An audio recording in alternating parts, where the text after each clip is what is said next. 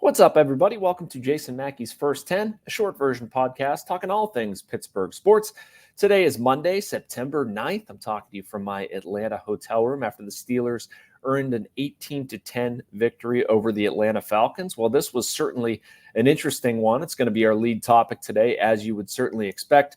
Did not think Chris Boswell was going to kick 6 field goals and punt in this one. I'll admit we did our predictions, and that was nowhere near the top of mind for me. It was the first time in franchise history a kicker made 3 field goals, 50 yards or more. Boswell's 3 actually came 51 yards or more, but sort of typified a wild day for me.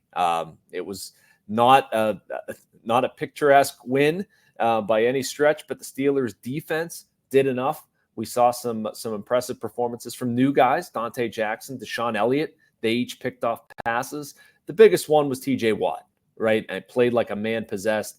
I'm going to have a column online. I don't know if it's going to be up at this point, but it'll be up soon. Just about what those 3 did and sort of axes they had to grind. I talked to Minkah Fitzpatrick after this one and sort of asked, do you think TJ was kind of on a mission with the Defensive Player of the Year snub or something like that? He said, absolutely. Great players like him, they need, they use that stuff for motivation. So I don't know if that's, what was going on with TJ, but man, he was really, really good.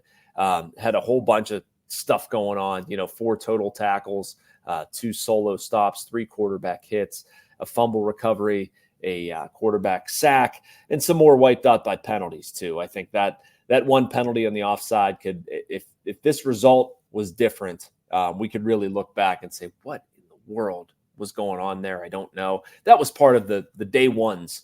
I think I used that in my column off the game. Just, that happened a lot. Like the pass interference on George Pickens. Come on. That wasn't pass interference. And just some penalties on the Steelers that they want to get cleaned up. The offense obviously failing to score a touchdown. Just a weird week 1 win, but still a week 1 win.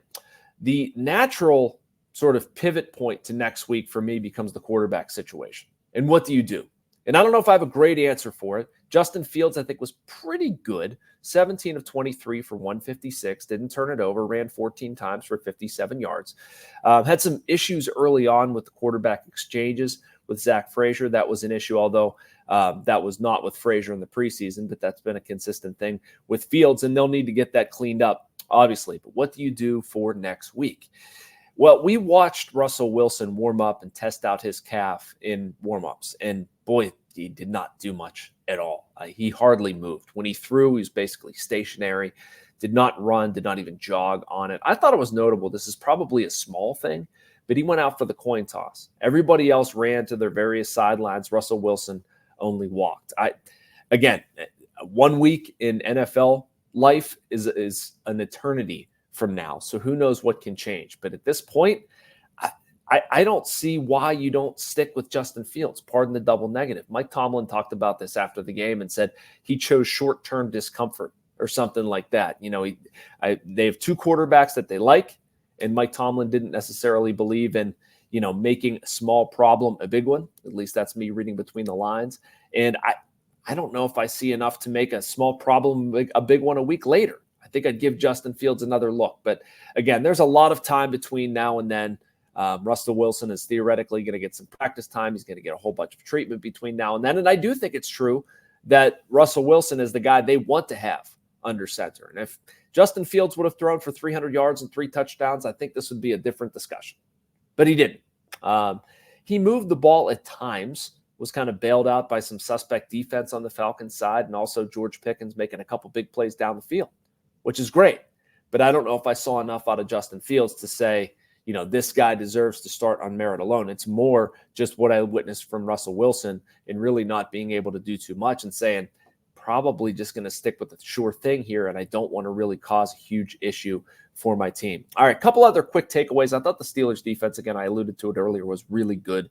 The interceptions, TJ Watt, all important things. What they did to some of Atlanta's best weapons, though, maybe flew under the radar. Kyle Pitts, 3 catches, 26 yards. Drake London, 2 for 15. Really shut them down. Bijan Robinson had some stuff going early on, but finished with just 68 yards. The Falcons as a whole in the second half, just 51 yards in the second half. I wrote this column going into it that I think if the Steelers are going to make anything of this season, it's going to have to be a lot defense-based. And I think maybe we saw the outline of that, what that could look like, how the Steelers might be able to execute that game plan. They did a very good job. Even how they handled Kirk Cousins. Mike Tomlin talked after the game about maybe not wanting to blitz him, that he handled the blitz extremely well. And so they basically decided to pressure with just the defensive line, maybe one blitzer. And they did that extremely well. They got pressure. They frustrated Kirk Cousins, who I didn't think played a very good game. All right, I want to get to some Pitt and Pirate stuff as well on the other side of our break. But first, I want to deliver a message from the Bradenton Area Convention and Visitors Bureau.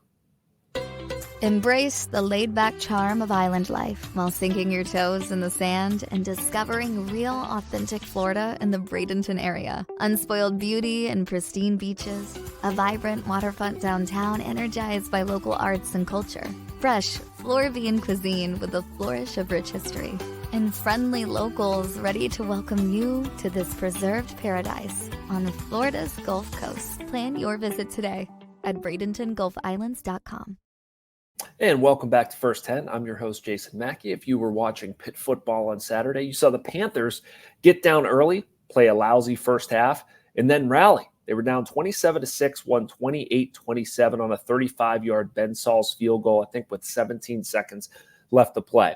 Really interesting game, tale of two halves. I know I watched a lot of it from the gym while I was going for a run here, got in about 1 o'clock and watched the rest of it. But Eli Holstein looked so good last week and was kind of rattled early on. And I thought his comments after the game were interesting, basically saying he let the atmosphere and the situation get to him a little bit. I think it was a pretty big learning moment, growing up moment for him. We all forget that he's just a redshirt freshman and has to go through some of that stuff. Well, he went through it darn well, 13 of 18 for 211 and 3 in the second half. And Pitt, a win is a win is a win, just like the Steelers go into the backyard brawl at 2-0. Another takeaway I had watching the Pitt game was Desmond Reid. This kid's a stud. 254 all-purpose yards. It's a transfer from Western Carolina, came here with Cade Bell. Undersized guy, only about 170 pounds, and man, he does not play like that. Has a nasty streak to him, can carry it, really handled himself well, and is becoming their most important player. Steady driver of offense, gets going in space, can catch the ball out of the backfield.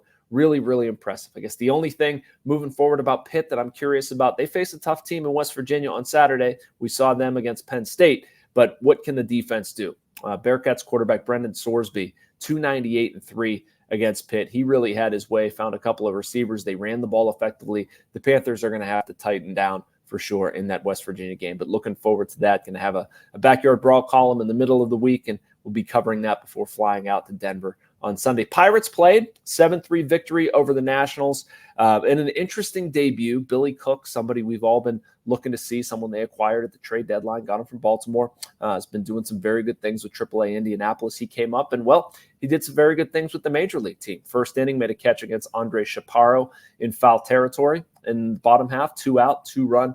Book rule double down the left field line in his first plate appearance. Dude can hit and showed it up here. In the 8th inning, he also had a single. Somebody that I want to see the rest of the way. I think, a lot of people can get mad about the Pirates, and I understand why. But if you're going to look at the balance of this season and what's important, performances like what we saw from Billy Cook is certainly one of those things that fit into that category. Another one, we saw it today, Jared Jones, 7 innings, retired the final 16 batters he faced, gave up a total of 2 runs, didn't walk anybody, struck out 9. Important thing from Jared Jones, and this is what I've said all along with him, being able to learn start to start. And even within this season, how he pitches. I heard, I read the quote, and this is interesting based on watching a lot of Jared Jones, that he's sort of aware that the scouting report is fastball slider on him. So what did he do? Well, he dusted off his curveball, a pitch that he should throw more. And I've told Jared this, threw it 27 times against Washington, 16 more than in any other big league start. But I'm really interested to see how Jared Jones can continue to evolve as a pitcher. Obviously, he's very good. He's a huge part of the Pirates' future. But use this time wisely. Use it for some valuable Major League experience. Last thing, Penn State survived a scare. boy, that was something. They were losing 24-20 going into halftime against Bowling Green. They were able to pull it out. The defense kind of pulled things together in the second half. They got a huge performance from Tyler Warren, who I've been impressed with so far. 8 catches, 146 yards.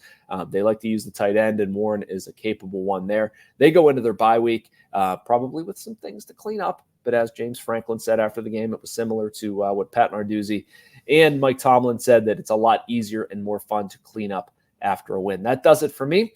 Important week in the NHL, potentially. Just a quick one here. It's the NHL Media Tour. Sidney Crosby will be out on that. And, well, as you know, we don't have any contract news, so it would be interesting. And Sidney Crosby is going to get asked about his contract a lot. Be curious to see if something gets done there. Anyway, stay tuned. Make sure you like and subscribe. You get all of these videos. Be back same time tomorrow. Thanks for watching First 10, everybody.